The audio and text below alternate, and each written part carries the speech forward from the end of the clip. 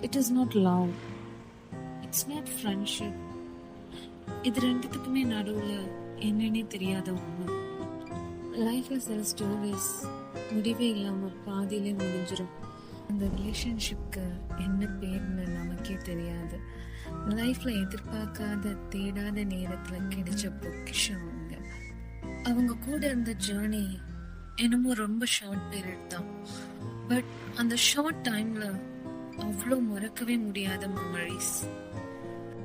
இன்னும் லைஃப் முடியல, மோர் வெயிட்ஃபுல்னு சொல்லி விழுந்த நம்மள மீண்டும் கைய பிடிச்சி எந்திக்க வச்சதாம்.